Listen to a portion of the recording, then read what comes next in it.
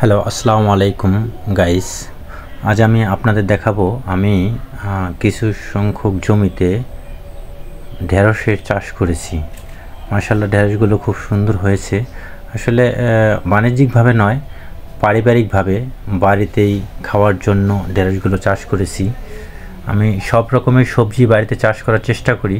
এটা আমার বাড়ির পিছনেই অল্প স্বল্প ছোট্ট একটু জায়গার মধ্যে কিছু ঢেঁড়স গাছ লাগিয়েছি। মাশাআল্লাহ, ঢেঁড়স গাছে ভালো ফলন হয়েছে। দেখেন আপনারা কত সুন্দর ফলন হয়েছে। ঢেঁড়সগুলো খুব তরতাজা এবং আরও অনেক ফুল আসতেছে ঢেঁড়স গাছে। অল্প একটু জায়গার মধ্যে করেছি। তো এরকম আপনারা প্রত্যেকেই যার নিজস্ব জায়গায় অল্প একটু জায়গার মধ্যে যে কোনো সবজি করতে পারেন। তাতে করে আপনাদের বাজার থেকে সবজি কিনে খেতে হবে না এবং টাটকা ফ্রেশ সবজিটা আপনারা পাবেন। এখানে সার, কীটনাশক অথবা কোনো রকম কোনো কেমিক্যাল দেওয়া নেই। একবারে ফ্রেশ টাটকা খাবার আপনারা বাড়িতে তৈরি করে খেতে পারেন। তো সেজন্যই আমিও এরকম উদ্যোগ নিয়েছি।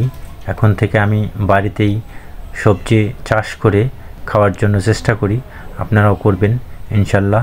আল্লাহ হাফেজ।